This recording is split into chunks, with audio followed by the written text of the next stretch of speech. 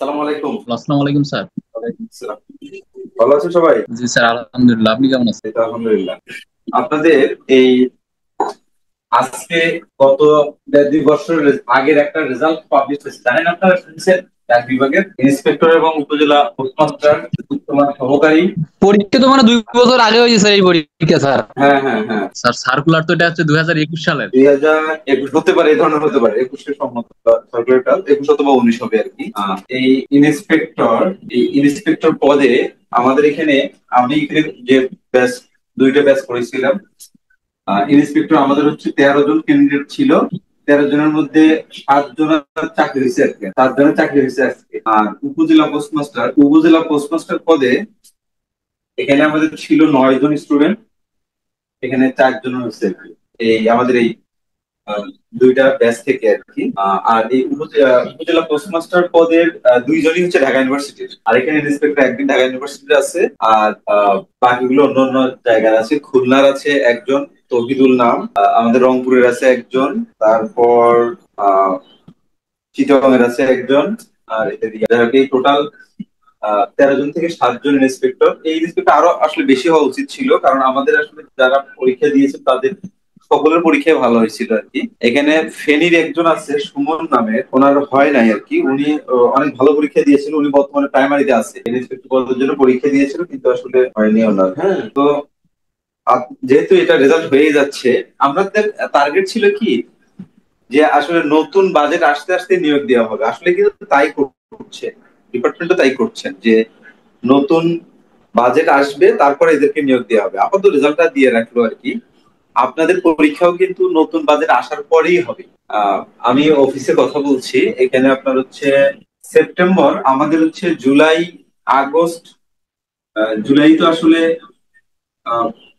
বাজেটে সবকিছু কমপ্লিট হলেও আগস্ট বা সেপ্টেম্বরে, আগস্টের শেষে বা সেপ্টেম্বরের প্রথমে পরীক্ষাগুলো অনুষ্ঠিত হবে। কারণ এই সময়ে আমরা বাজেটের টাকাটা পাবো আর কি। আমাদের ডিপার্টমেন্ট এই সময় বাজেটের টাকাটা পাবে, এবং এই সময়েই আমাদের এই পরীক্ষাগুলো অনুষ্ঠিত হবে।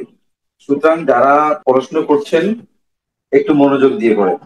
হ্যাঁ, কারণ সময় কিন্তু একদম সন্নিকটে। এখন যেহেতু এটা রেজাল্ট হয়ে গেছে, আমরা হয়তো দ্রুত একটু টানার চেষ্টা করবো আর কি, না হলে কিন্তু শেষ করতে পারবো না। আসলে আমরা ধীরে ধীরে টানতেছি, যাতে আপনারা অন্যান্য সাবজেক্ট গুলো পড়ার সুযোগ পান। এই কারণে আমি ধীরে ধীরে টানছি। আজকে আমরা, কারো কোনো জিজ্ঞেস আছে? স্যার আসসালামু আলাইকুম।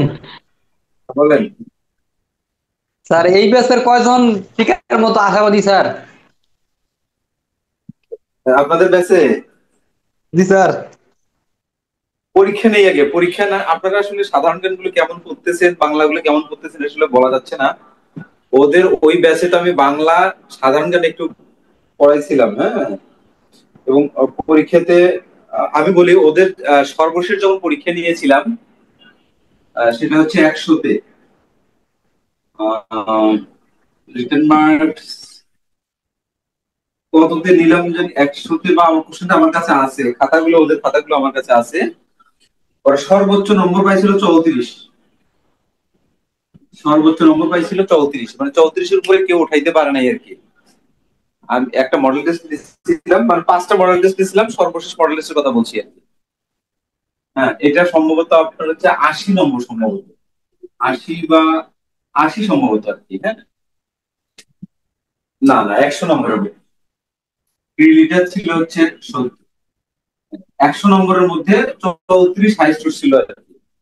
আমি যে খাতাগুলো দেখছিলাম তাতে 34 highest ছিল। তার মানে এখানে যারা 28-29 পাইছে, তারাও কিন্তু আজকে ইন্সপেক্টর হয়েছে কিন্তু, মানে 100-তে 28-29 পাইছিল আমার এখানে। ঠিক আছে। আচ্ছা স্যার, এখন আমি আপনাদের পরীক্ষা বুঝে যাবে, বলেন। আমি তো হচ্ছে নতুন, ঠিক আছে। আমি তো এখানে ইংলিশ বাংলা হুম। করাইছেন আপনি, এগুলো তো আমি একটু করে নেই এখন। ইংলিশ আর বাংলা আমি কিভাবে করতে পারবো এটা? আচ্ছা, আপনি আমাদের গ্রুপের পূর্বের পোস্ট গুলো কি দেখতে পান না, মনে হয় না? না না স্যার। আচ্ছা, খাদিজা ভুঁইয়ান, আপনি আছেন? জি স্যার বলেন। পড়াগুলো মনে হয় আপনার কাছে আছে, তাই না? ওই যে আপনি মনে হয় মাঝে মধ্যে পোস্ট টোস্ট দিতেন, ওই পোস্ট গুলো মনে হয় আছে। জি স্যার আছে ডায়েরির মধ্যে লেখা। একটু ছবি তুলে দিন তো। আচ্ছা স্যার। আর খাদিজা বেগম পড়াশোনা কেমন করতেছেন? স্যার করতেছি। আজকে রেজাল্ট হয়েছে শুনছেন? আপনার বাবা কি বলছে? জি স্যার, শুনছি। আপনাদের পরীক্ষা কিন্তু খুব তাড়াতাড়ি হবে, আর পড়াশোনা করেন বুঝছেন, নিজে নিজে পড়াশোনা করেন। যদি কোনো সমস্যা হয় সেটা আমাকে বলেন যে স্যার আমি এটা বুঝতেছি না, হ্যাঁ তখন আমি এটা হেল্প করবো আপনাদেরকে। কারণ স্যার আমার আপনাদেরকে তো একটা প্রশ্ন ছিল। বলেন। স্যার আমাদের পড়া দিয়ে দিলে ভালো হয় আর কি। পড়া আর কত দিব, সব তো শেষ করছি। বাংলা শেষ করছি না? স্যার রিভিশন, স্যার ওই যে কম্পিউটার সায়েন্স ওইটা দিয়ে দেন। আচ্ছা আচ্ছা, এইটা মনে হয় বাকি আছে। জি স্যার। আর শুনেন, যে পড়াগুলো স্যার দিচ্ছে এগুলো আসলে রিভিশন একা গুলো একা করতে হবে, দিয়েন টার্গেট পড়া আবার। তো।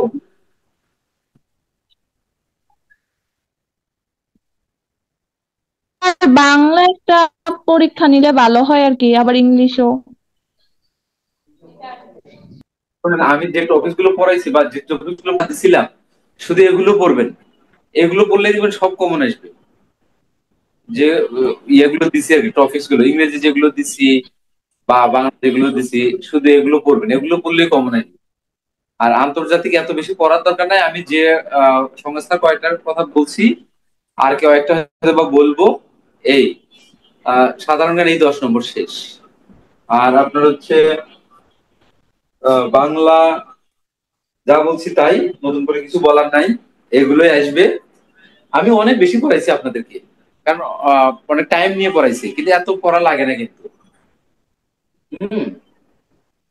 আপনারা স্যার অনেকে আমার নতুন তো, নাজিমুদ্দিন মনে হয় শুধু পুরাতন। স্যার আমাকে হচ্ছে বাংলা ইংরেজি এগুলা টপিকস গুলো একটু দিয়ে।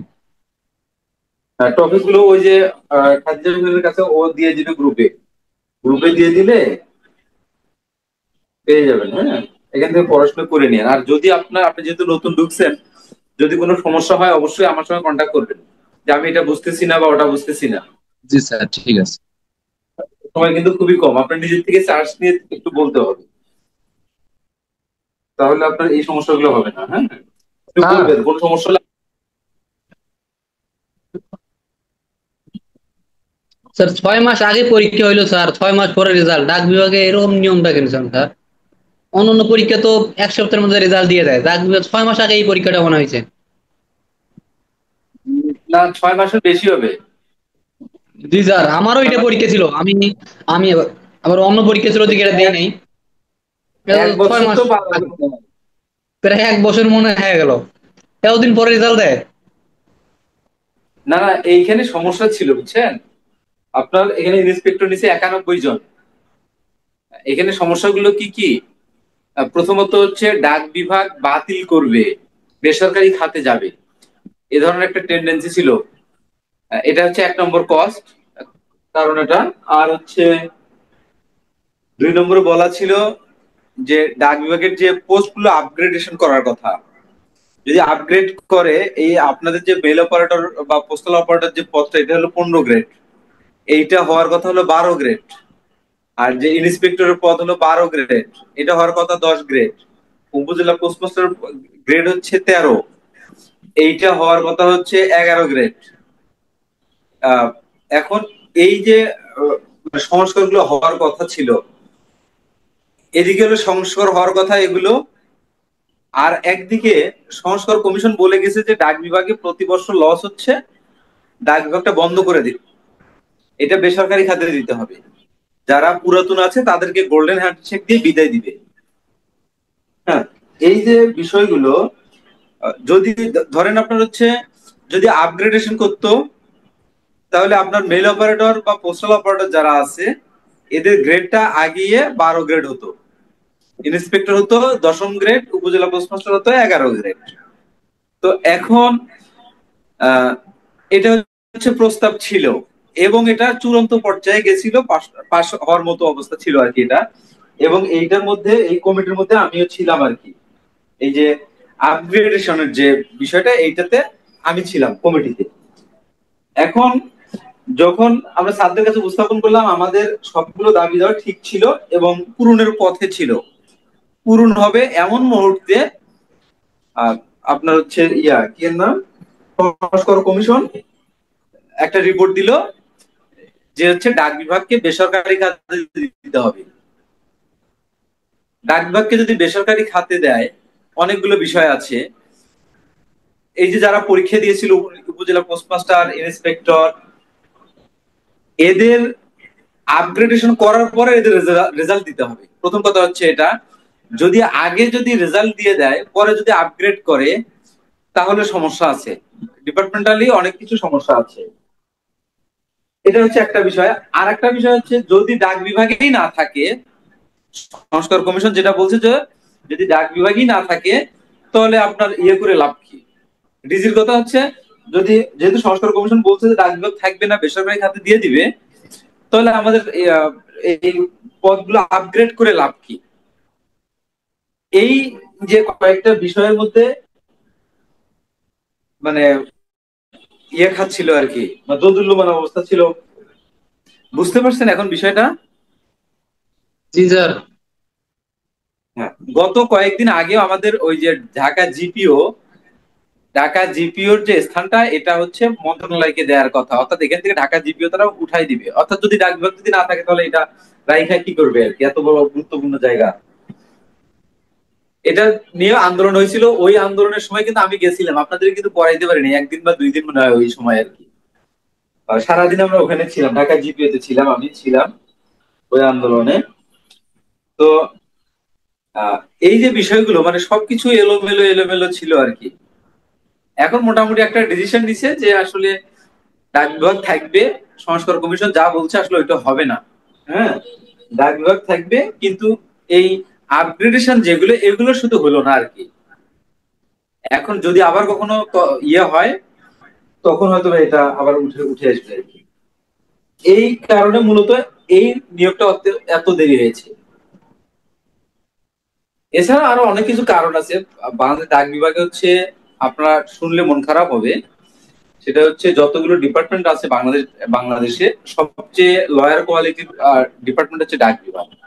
কারণ এইটার সমস্ত রুলস ব্রিটিশদের করা, সব ডিপার্টমেন্টের ব্রিটিশদের করা, বাট এইটা ব্রিটিশরা করে গেছে আর কখনোই কেউ সংস্কার করে নাই। যার ফলে এখানে অনেকগুলো নিয়মের বেড়াজালের মধ্যে আটকায় গেছে ডাক বিভাগ। আপনি যখন ডাক বিভাগে আসবেন, ডাক বিভাগে জয়েন দেওয়ার পরে আপনি বুঝতে পারবেন যে কত ধরনের সংকট। আমি এই জন্য বলি, আমার যে ভিডিওগুলো যদি আপনারা নিয়মিত দেখে থাকেন, আমি সবসময় বলি যে আপনারা চাকরি পাইলেই হবে না, ভালো জায়গায় চাকরি করতে হবে। যেমন ধরুন আপনার হচ্ছে, যদি আপনি মিনিস্টারিতে চাকরি করেন, মিনিস্টারিতে আপনার কি আছে, টাকা আছে, ক্ষমতা আছে। টাকা যেমনই থাকে, গভর্নমেন্ট চাকরিতে যে স্কেলটা, সেই স্কেল অনুপাতে আপনি বেতন পাবেন, কিন্তু এখানে ক্ষমতা আছে। কিন্তু ডাক বিভাগে কোনো ক্ষমতা নাই। ডাক বিভাগে আপনার ভালো স্বচ্ছতার কোনো প্রমোশনের যে বিষয়টা, স্বচ্ছতার সহিত যে প্রমোশন হবে, এই সিস্টেমটা নাই। যে সারা অপারেটর, সে সারা বছর অপারেটর থাকে। দেখা যায় কোনো কারণে বা ভাগ্যক্রমে অপারেটর থেকে ইন্সপেক্টর হচ্ছে, এটা সংখ্যাটা খুবই কম। আমার যদি অন্যান্য ভিডিওগুলো দেখেন, আপনারা দেখবেন আমি সবসময় বলি যে ভালো জায়গায় চাকরি করেন, চাকরি পাওয়া মুখ্য বিষয় না, ভালো একটা জায়গা মুখ্য বিষয়। কিন্তু আপনারা যে পজিশনে আছেন, আমরা যখন চাকরির জন্য পড়াশোনা করি, তখন আমাদের কাছে মুখ্য বিষয় কি, যে আল্লাহ আমার কেন একটা চাকরি দেয় না, যে ছোট হোক বড় হোক একটা চাকরি দিলেই হয়। আমরা কিন্তু আমরাও করছি এটা, যে আসলে ফ্যামিলির চাপ বা ফ্যামিলির অর্থনৈতিক সংকট, পাড়া প্রতিবেশীর চাপ, এই ধরনের চাপগুলো নিয়ে বা নিজের একটা দায়িত্বশীলতার জায়গা থেকে আমরাও বলছি যে আল্লাহ আমার কেন একটা চাকরি দেয় না। যখন চাকরিটা হওয়ার পরে আসলে আপনি চাকরি তো সারা বছরের জন্য আপনাকে করতে হবে। সুতরাং ভালো স্পেস না হলে আপনি চাকরি করে মজা পাবেন না। ধরেন আপনি সারা বছর এক জায়গায় চাকরি করেন, তাহলে লাভ কি আপনার? আপনার যদি জায়গার মধ্যে রং না থাকে, চাকরির মধ্যে যদি রং না থাকে, আনন্দ বিনোদন যদি না থাকে, তাহলে তো মুশকিল। আমি হয়তো বা আপনাদেরকে মানে ডিমোটিভেট করতেছি না, আমি প্রকৃত যে বিষয়টা সেটা বলার চেষ্টা করছি আর কি। কারণ আপনি এখানে ঢোকার পরে বুঝতে পারবেন যে আসলে এই যে যারা ইন্সপেক্টর হলো, এরা দেখবেন যে এদের এদের একটু ইয়ে আছে, রং জং আছে আর কি, বিভিন্ন জায়গায় যায়, বাট টাকা পয়সা নাই আর কি। হ্যাঁ, এগুলোর মূল কারণটা হচ্ছে কি, ব্রিটিশ আমলের করা তো এগুলো। আমাদের ডাক বিভাগে এখনো আছে যারা মেইল অপারেটর আছে। ঢাকায় আপনারা যদি দেখেন, ঢাকায় শর্টিং সেন্টার আছে, এখানে দেখবেন যে একদিন বন্ধের দিন কাজ করলে তারা 15 টাকা পায়। শুক্রবার যখন ডিউটি করে তখন তারা কত টাকা পায়? 15 টাকা পায়। এখন বলুন, এই শুক্রবারের দিন তো অফিসে যাইতে আসতেই আপনার 150-200 টাকা লাগে, আপনি যেখানেই থাকেন নাস্তা করা, এই সেই করা। এখন আপনি 15 টাকা দিয়ে আপনি কিভাবে চলবেন? তো এই যে বিষয়গুলো আছে, শুক্রবার শনিবার সরকারি ছুটির দিনে ডিউটি করতে হয় তাদের।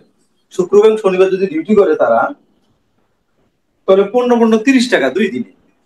তাহলে আপনি বলেন, এই সিস্টেম কি আছে বাংলাদেশে বর্তমানে এই সমাজে? 15 টাকা দিয়ে আপনি কি করবেন? এগুলো নিয়ে আমরা অনেক কথা বলছি ডিপার্টমেন্টে, কিন্তু আসলে উপর মহলের কিছু লোক আছে যারা আসলে চায় না বা সংস্কার করতে চায় না এই জায়গাগুলোতে। আপনার কি মনে হয় না যে আপনার 15 টাকার বদলে 500 টাকা করা উচিত? আপনি যদি সরকারি চাকরির বিষয়টা দেখেন, লাঞ্চ বিল আপনার হচ্ছে 300 টাকা এক মাসে। 30 বার আপনি ভাগ করেন না, দিনে আপনার কয় টাকা? 10 টাকা করে পড়ে। 10 টাকা আপনি কি খাবেন? গভর্নমেন্ট আপনাকে 10 টাকা দিচ্ছে, 10 টাকা আপনি কি খাবেন? আমার কথাগুলো খারাপ লাগতেছে মনে হয়?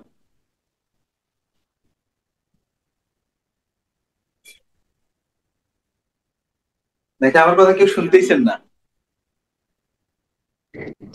শুনতেছি স্যার, শুনতেছি।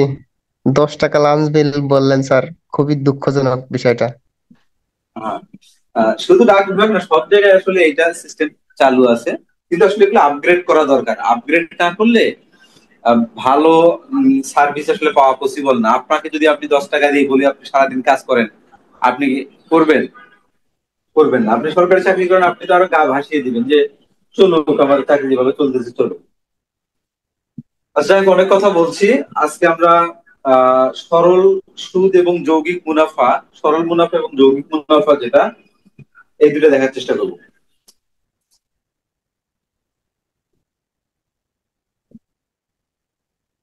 সরল মুনাফা, সিম্পল ইন্টারেস্ট।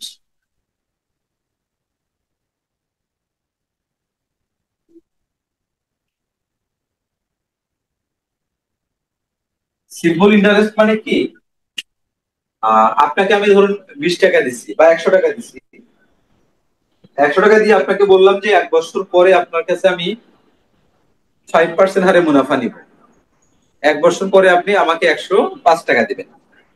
ওকে, আবার টাকাটা আপনার কাছে রাখলাম, আবার পরের বছর পর আপনি 5 টাকা দিবেন। আগে তো 5 টাকা দিচ্ছেন, আবার 5 টাকা দিবেন।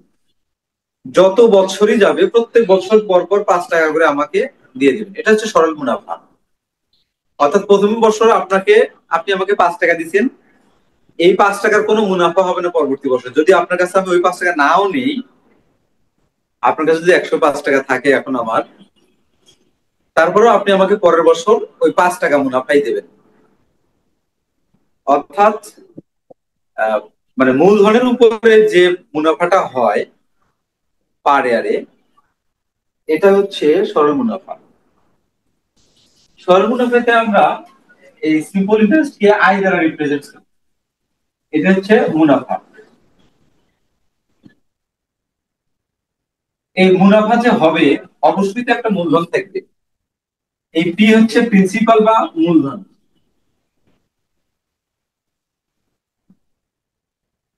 এবং এই যে এর হচ্ছে সময়, মানে কত সময় আপনার কাছে আমি টাকাটা রাখবো, কত সময় আপনার কাছে আমি টাকাটা রাখবো। এখন কথা হচ্ছে কত হারে আমি টাকাটা রাখবো, এটা হচ্ছে রেট অফ ইন্টারেস্ট বা মুনাফার হার।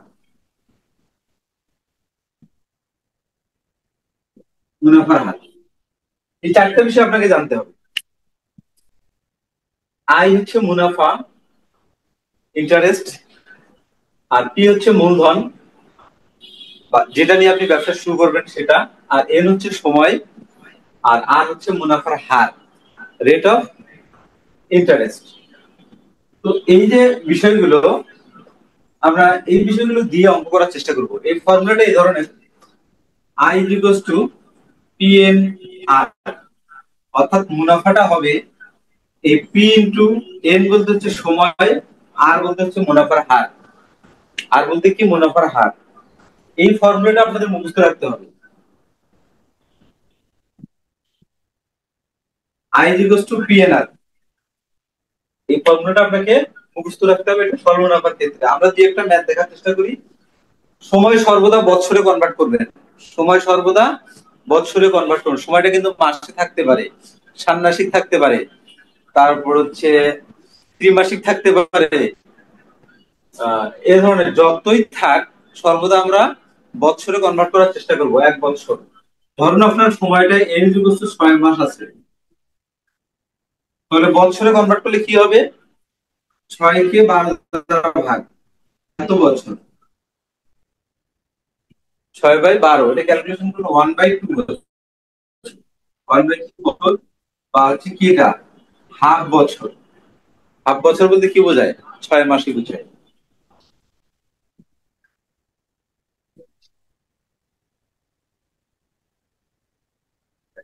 এই ধরনের একটা আমরা অঙ্ক দেখি। এখানে দেখুন প্রথম যে অঙ্কটা বিআরইবি তে আসছে, মিটার লিটার কাম মেসেঞ্জার। এখানে বলছে সরল মুনাফার সূত্র কোনটি?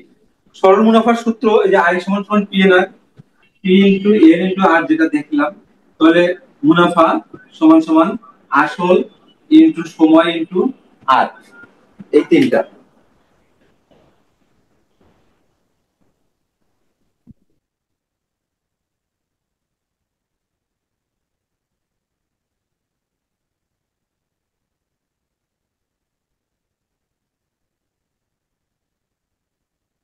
এই তিনটা যে I equals to P N R, তো এখানে আমাদের হচ্ছে এই যে অপশনটা দেখুন, ক নম্বর অপশনটা আসল ইন্টু মুনাফার হার ইন্টু সময়, এখানে তাই বলা আছে। ওকে,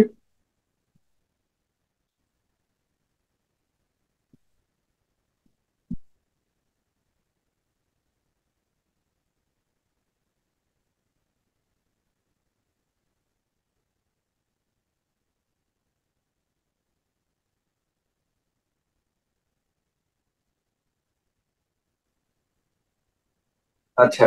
এরপরে পরের যে কোশ্চেনটা, সরল মুনাফার ক্ষেত্রে I equals to P N R, এখানে পি কি নির্দেশ করে বলতে পারবেন? প্রশ্নটা হচ্ছে সরল মুনাফার ক্ষেত্রে, বাংলাদেশ এয়ারলাইন্স আসছে, সরল মুনাফার ক্ষেত্রে I equals to P N R, এখানে পি কি নির্দেশ করে বলেন তো? পি কি নির্দেশ মূলধন, করে? হ্যাঁ, মূলধন, মূলধন। মূলধন নির্দেশ করে। এখানে মূলধনই আপনাকে দেখাতে হবে। হ্যাঁ, তারপরে দেখুন আর একটা যে ম্যাথ দেখি আমরা, যে 50 পয়সার 50 দিনের সুদ 50 পয়সা হলে দৈনিক সুদ কত? 50 পয়সার 50 পয়সার 50 দিনের সুদ,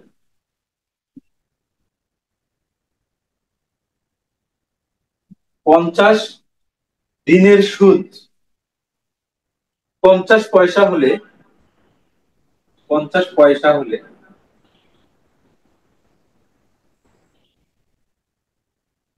এখানে বলছে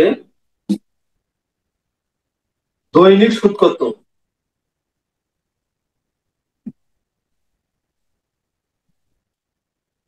দৈনিক সুদ কত? প্রশ্নটা এটা।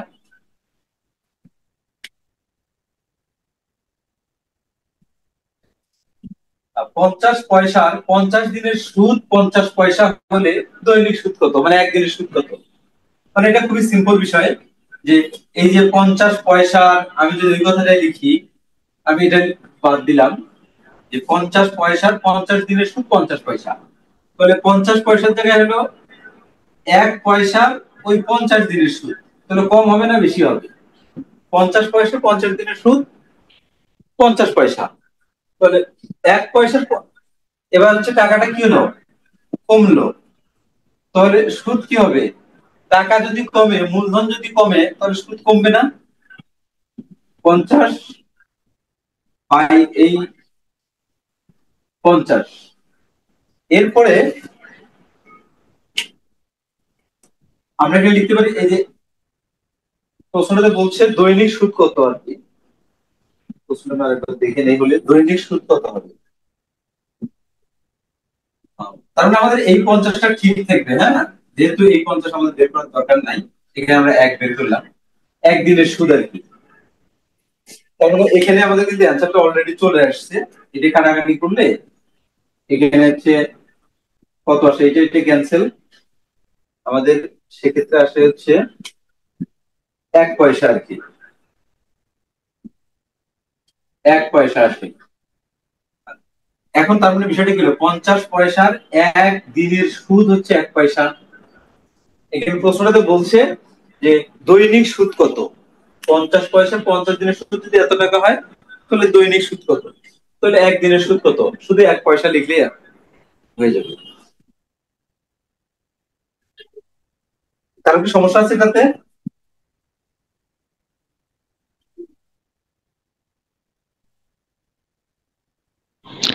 স্যার আমাদের কি শতকরা অধ্যায় শেষ?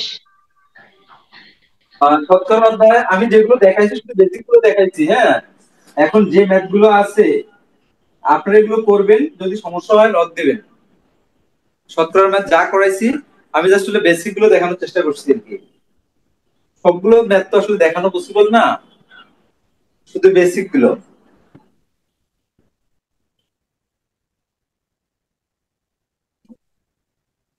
সমস্যা আছে ওই অধ্যায়ে, শতকরা অধ্যায়ে? না স্যার, সমস্যা নেই। কিন্তু সমস্যা থাকলে বলতে হবে যে সমস্যা আছে, কারণ এখানে তো বইয়ে তো অনেক অঙ্ক, সব অঙ্ক তো আসলে করা পসিবল না। যেগুলো যদি আপনার সমস্যা হবে সেগুলো বলতে পারেন, সেগুলো আমি সলভ করে দিব। এবারে পরের প্রশ্নে আসি আমরা, 4 নম্বর যে প্রশ্নটা এখানে আসে, এখানে বলছে 12% সরল সুদে 2000 টাকার 1 বছরের মুনাফা কত। প্রাণী সম্পদ সম্পদ অধিদপ্তরে আসছিল এটা। 12% সরল সুদে, 12% সরল সুদে 2000 টাকার 1 বছরের মুনাফা কত।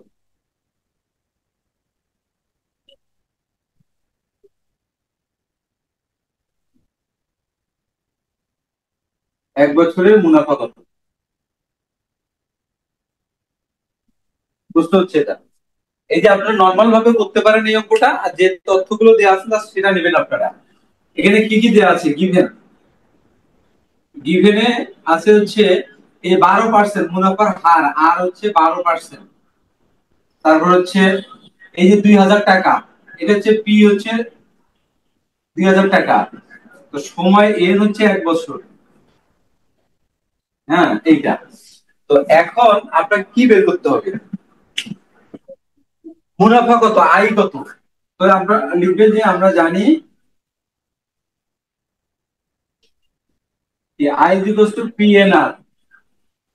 পি বলতে এখানে কি বোঝায়, 2000 বোঝায়। 2000 ইন্টু এন, সময় হচ্ছে 1 বছর, ইন্টু আর কত, মুনাফার হার 12%। এই যে 12% উঠে দেওয়ার জন্য এখানে 100 আসবে। ওকে, জাস্ট এটা কাটাকাটি করে দেবেন, 1 2 1 2 12 দুগুণ 24, 240 টাকা। এইটা হচ্ছে আমাদের মুনাফা। এটা কি সমস্যা আছে কাউরে? না স্যার। এই অঙ্কগুলো হয় কি, আমরা সূত্রটা সঠিকভাবে ইউজ করতে পারি না, হ্যাঁ। আর সূত্রধর অঙ্ক কিন্তু এত বেশি কমপ্লেক্স না।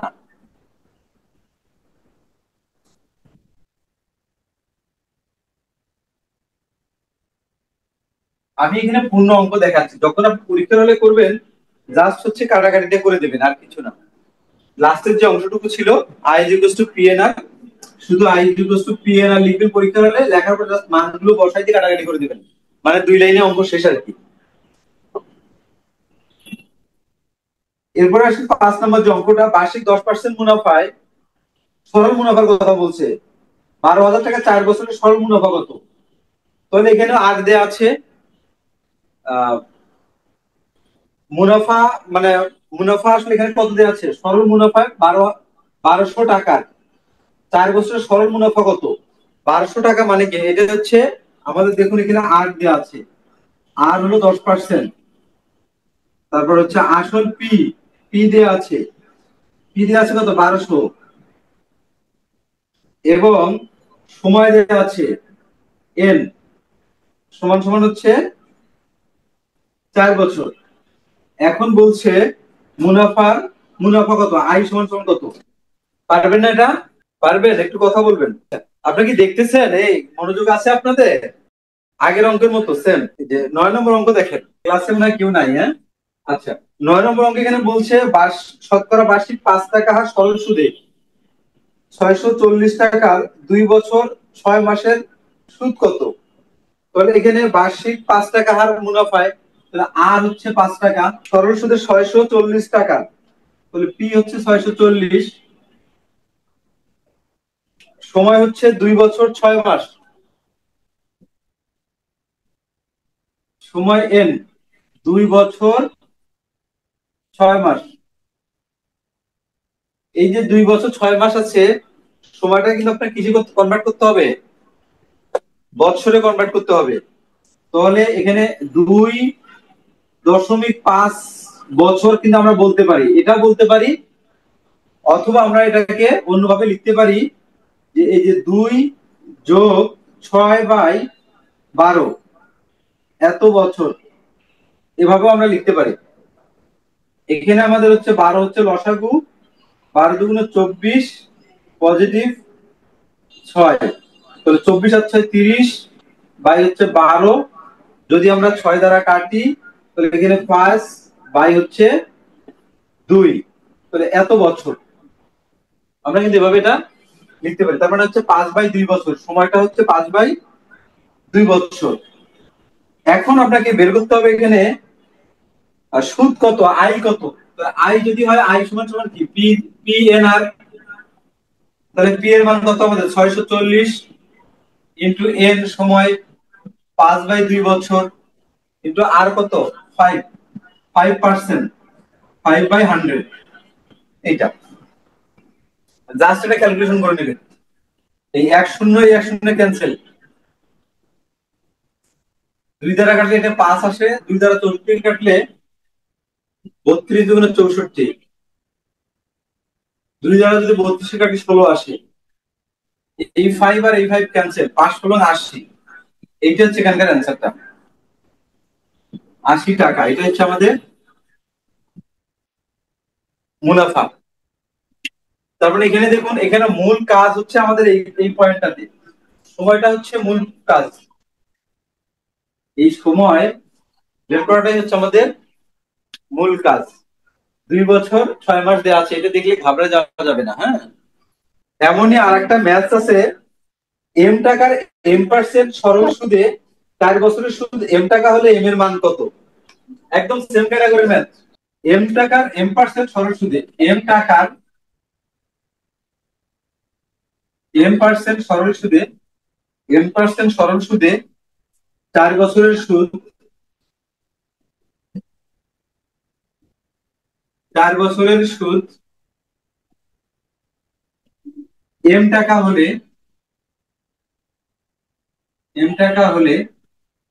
এম এর মান কত? এম সমান সমান হোয়াট? প্রশ্ন হচ্ছে এটা এম টাকার। তার মানে এই যে এম টাকাটা আছে, এম টাকা, তার মানে এটা হচ্ছে আমাদের পি, মানে হচ্ছে প্রিন্সিপাল।